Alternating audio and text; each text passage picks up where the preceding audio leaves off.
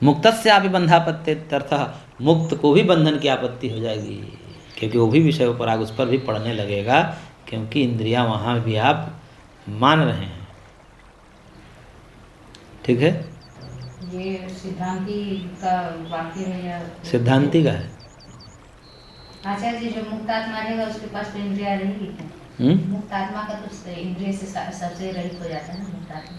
लेकिन ये इंद्रिया कह रहा है ना कि एक इंद्रिया जाएगी, और इस बद्ध आत्मा की इंद्रिया जा रही है, तो जा रही है तो वहाँ मुक्तात्मा भी तो बैठा है, सर्वत्र है। तो उस इसका ही उपराग होगा, इस इंद्रियार्थ सन्निकर्ष उसका नहीं होगा। इसमें कोई विशेष हेतु?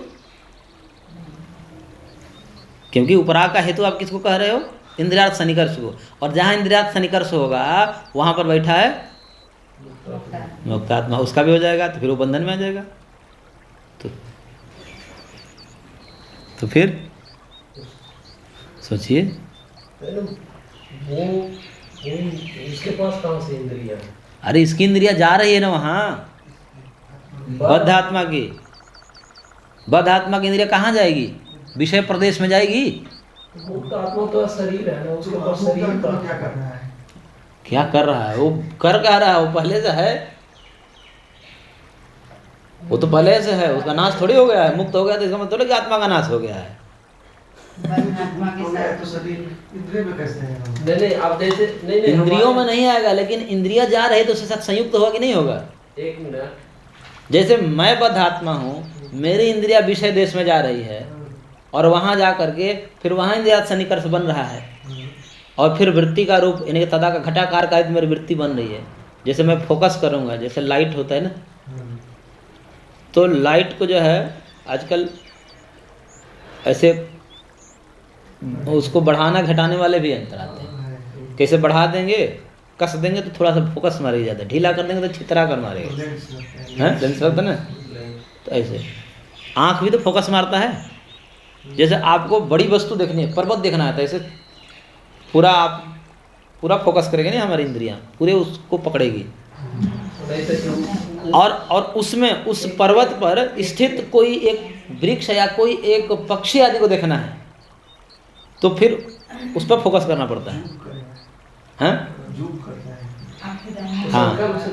नहीं आप पक्षी को नहीं देखूंगा, पहाड़ को देखूंगा तो पूरा। हाँ, तो पहाड़ को देखना होगा तो पहाड़ के आकार का अगर हमारा चित्त हो जाएगा, और उसमें स्थित कोई एक वस्तु को देखना हो, पूरे पहाड़ को नहीं देखना, पहाड़ के किसी एक खंड को, पत्थर को देखना है या व्यक्ति को देखना है, तो अब वृत्ति उतनी ही बनेगी, संकुचित हो जाएगी, तदाकार कारित होगी ना।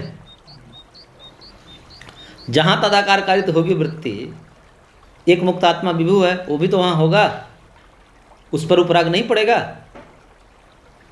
नहीं उस पर क्यों नहीं पड़ेगा? वो अपने इंद्रिया नहीं है ना उसका। लेकिन मुक्त आत्मा का विभु कहाँ है दिखा है? मतलब ये तो नहीं है। हाँ, आत्मा विभु है तो मुक्त आत्मा का विभु का आत्मा का विभु, वो तो मुक्त है, तो मतलब कहाँ है फिर? और जीवन मरण से तो मुक्त हो गया, वो मोक्ष। जीवन मरण से मुक्त होगा तो क्या नष्ट हो गया? मुक्त का मतलब क्या समझ रहे हो आप? वो मतलब है मुक्त आत्मा में तो मुक्त मतलब नहीं, मुक्त आत्मा का मतलब मुक्त हो गया का मतलब क्या समझे आप? आत्मा थोड़ी नष्ट हुई है। शरीर में नहीं आएगा कहीं से, शरीर में नहीं आएगा, कोई भी जीव का शरीर क्या संबंध प्रभाव उस पर नहीं पड़ेगा, वो तो सब जगह व्याप्त है, सब जगह है, आप में है, हम में भी, सब जगह है। हाँ, तो वही तो बात है कि जब उपराग इंद्रियों के माध्यम से आप करा रहे हो, अब विषय देश में इंद्रिया जाएगी और फिर उपराग होगा जीवात्मा का, तो बद्धात्मा का ही क्यों होगा, मुक्तात्मा का क्यों नहीं होगा? वहाँ मुक्तात्मा भी तो है, सर्वव्यापक है। उसको मुक्त आत्मा बोल रहा है ना, इसलिए नहीं होगा। क्या कारण है?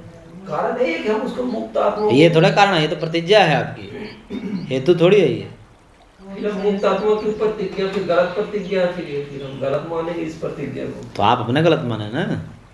नहीं, हमारा शास्त्र मुक्त आत्मा बोल रहा है उसको। तो क्यों? तीनों कालों में मुक्त है वो, सब कुछ नहीं चलेगा। देखिए, दिमाग नहीं लगा रहे हो आप लोग, दिमाग लगाते तो हो जाता है। दिमाग देखिए लगा रहे हैं पूरे।